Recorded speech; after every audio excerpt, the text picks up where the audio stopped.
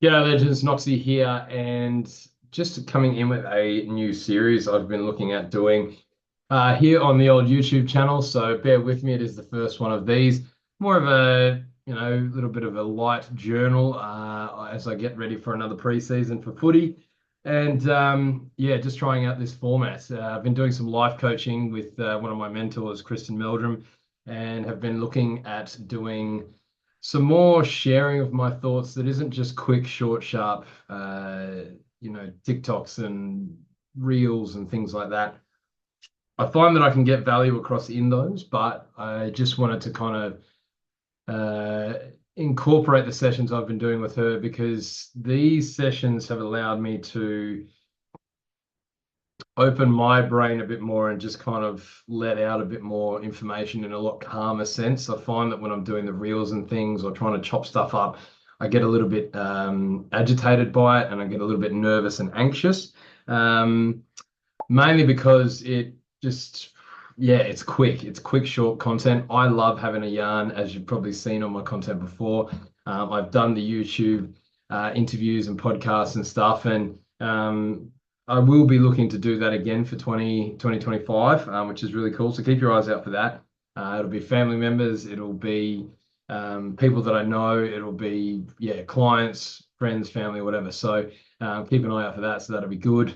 I do think storytelling is something that humanity is losing. If you look at Hollywood, for example, movies just get worse by the day, it seems, and they're rehashing the same crap all the time. So I think storytelling is something that my dad was very fond of, and that's something that I want to get back out to you guys. So obviously this channel, health and fitness, all that sort of stuff. I like to talk about the mindset side of things to go with training and doing a fitness journey or setting a goal and trying to achieve it and what that kind of looks like going forward and stuff like that. So yeah, today's episode, I just wanted to kind of share some thoughts on um, how to start a journey and do your first 100 meters. Um, And that can be applied to so many things. If you're a swimmer, cool. What does your first 100 meters in the pool look like? If you're a runner, if you're a walker, if you're a cyclist, what does your first 100 meters look like? If you're a chef, you're training to be a chef, you're training to be a Sparky. What does your first 100 meters look like? There's so much value to this concept, and I came up with it with one of my mentors a couple of years back. And it describes my process of how I coach my clients now because I used to be like, well, what does the start look like? And it works, but I think when I can apply it in a format which is, yeah, what does your first 100 meters look like? It's so relatable because everyone's walked 100 meters in their lifetime. Um, Even people that have been born without legs, right? If we're going to push the boundaries of that, because I know there'll be at least someone that goes, oh, blah, blah, blah, what if you had no legs? I have a lot of sarcastic friends, as you can imagine. That's why I hang out with them. But yeah, that first 100 meters can be traveled by anyone. And I think the the reason I wanted to touch base on this today is it's something that you can't head towards any goal without knowing what your starting point is, whether it's weight training, whether it's learning to track calories and macros for the first time, whether it's, taking up a sport, whether it's, just losing a couple of kilos here and there, whether it's trying to clear out your headspace, right? Like if you don't have a starting point and, you can't map out your first 100 meters, you don't know what that looks like. You can go blindly into the night, as a lot of people do, quitting smoking, for example. A lot of people just go, cool, I'm done. That's it, cold turkey, whatever. More often than not, unfortunately, there can be a lot of triggering habits in people around you, not only yourself, that can lead you back to smoking cigarettes again. And that's not just trying to be a fuddy-duddy. It's like I've seen a lot of clients go through that. So it does happen. But yeah, a big thing to work on is how do we look at what does my first 100 meters look like? And it's like for me, heading into footy season, to give you some substance, is for me, I need to be able to run more, right? Whether it's playing forward, playing back, playing it on the wing, so that I can feel good about myself when I'm out on the field, and so that I can feel like I'm doing my part for the team towards, playing finals, towards potentially getting a flag for the first time in my playing career, let alone some of the other guys' careers.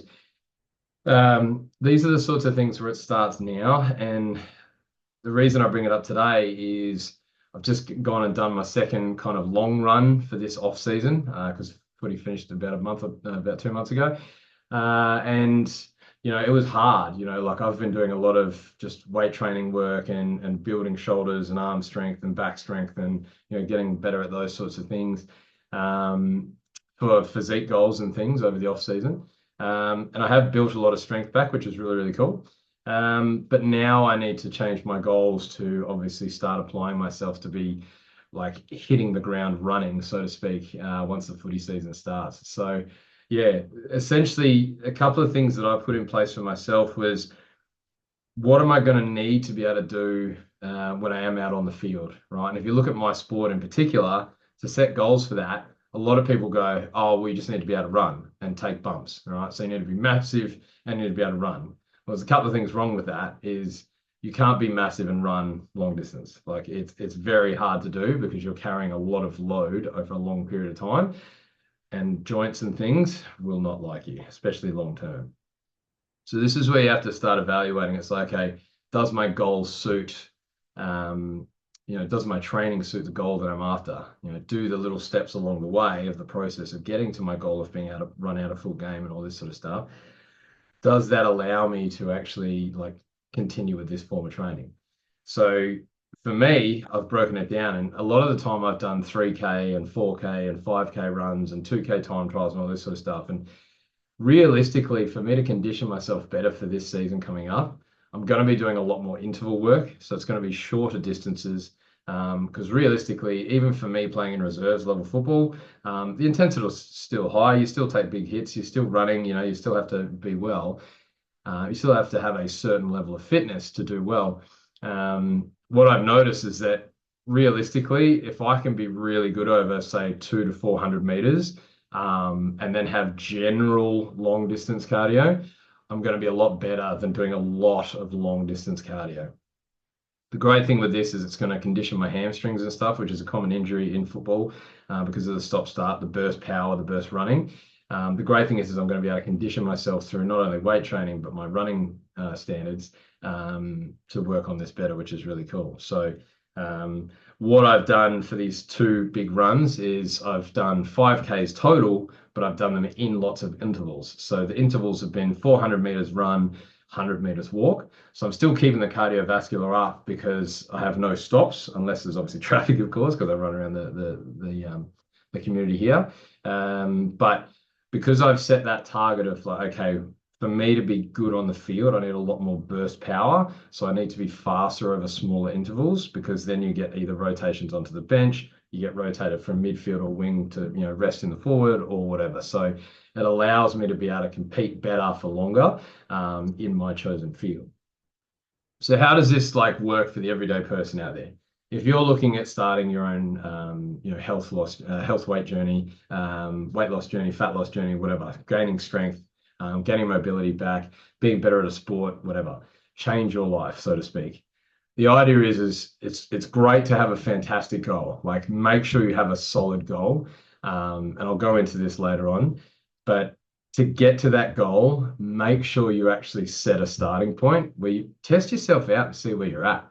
Right? Like if you're 40 kilos overweight, like go and walk 500 meters to a kilometer if you can, and you have the ability to, or you can go and do it on a treadmill at the gym or whatever, and like see how that feels. Like test your, experience during that. It might take you half an hour, it might take you 2 hours, whatever. Like doesn't matter the time. Just see what you can currently do. It's the same as what I do with members, learning to lift weights for the first time. We're going to find out what you currently can do, and then we'll grow from there together. We'll start looking at progressive overload. We'll start adding a little bit more weight each week if we can, if you're up for it, if your body's ready. Okay.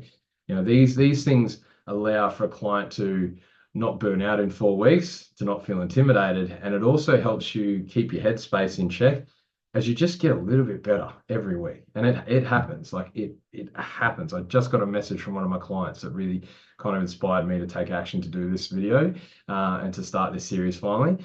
And she's been doing daily walks and could barely walk, a kilometer on the treadmill. She had to walk at like a 2 speed because she's had a knee injury, where she had a knee replacement. She's got age against her. She's got weight against her, all these sorts of things. But she messaged me and she's like, she went through the Freo markets today and she absolutely crushed it because she just had a great time walking around. She didn't have to worry or second think her leg. She just went to the markets, and for her, that's massive, right? But it all started with an initial session with me where I said, I want to find out in the next 45 minutes while I've got you what you can do, right? And that's a massive shift because that sets up your first 100 meters and beyond.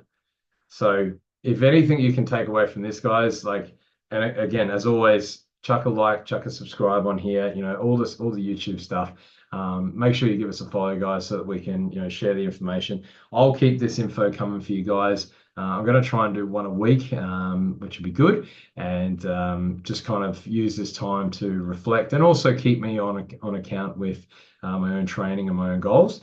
Yeah, if you found value in this, guys, be sure to like and subscribe, which would be cool. Share it around if you can, team, because I know there's a lot of people out there that are suffering like I was when I first started, 12 years ago at 180 kilos, nearly double my size. So, and since then, I've helped a lot of people, guys. Like, we're talking a couple of thousand people's lives I've affected, plus all the other people through social media and stuff that have taken action without necessarily being in person training with me. So, yeah, the stuff that I do works. If you like it and you need help, and you want my help, shoot us a message, guys. Comment below if you need. And yeah, always here to help. I'm going to keep these coming, and I need to go have a shower because I stink. But yeah, got me run done today, and yeah, we'll look to the next episode where we kind of look at goal setting and how to set those and how to think. Probably glass half full, I'm thinking, instead of glass half empty. So a really common thing I bring up. So that's all for me, guys. Cheers. Thanks for listening. And I'll see you on the other side.